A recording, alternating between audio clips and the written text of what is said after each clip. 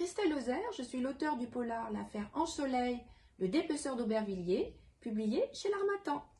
Alors l'affaire Soleil, c'est d'abord une histoire vraie, aujourd'hui oubliée, bien qu'elle fût l'un des faits divers les plus médiatisés des années 1935-1936. Pour écrire ce livre, je me suis appuyée sur le dépouillement des archives judiciaires, de la presse de l'époque, ainsi que les photographies du crime. Alors pourquoi un polar? Je voulais tout simplement sortir du récit trop universitaire et distancé, en choisissant un genre littéraire que j'affectionne beaucoup, le polar, et qui permet parfaitement de retranscrire l'intensité électrique sombre de cette affaire.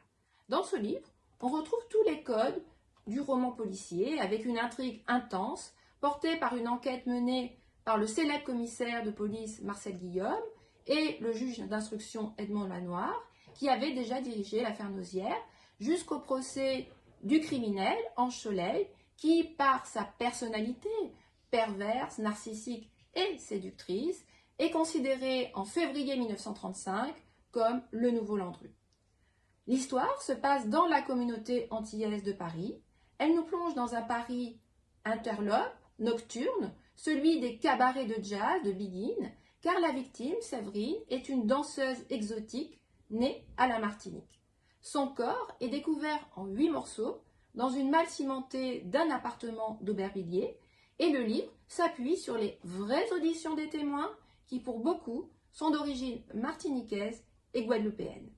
Alors, février-mars 1935, mars 1935, c'est le mois où est publié le premier numéro du journal L'Étudiant Noir, créé par Aimé Césaire, et c'est donc aussi le pic médiatique de l'affaire Soleil, qui fait alors la une de Détective, de Police Magazine, ainsi que les principaux quotidiens nationaux.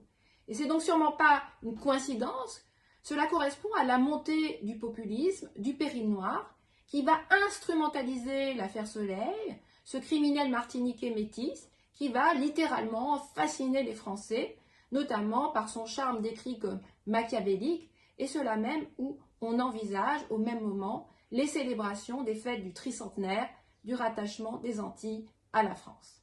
Alors un dernier mot, je dirais que l'écriture de ce polar m'a surtout permis d'honorer la mémoire des victimes d'Ange Soleil en leur donnant une voix, et cela par le roman. D'abord la voix de Séverine Soleil, la victime de cet abject féminicide, mais aussi à toutes ces autres femmes qui ont été moquées et humiliées par la société des années 30, car elles ont croisé la route de ce criminel en étant tout simplement libres d'aimer.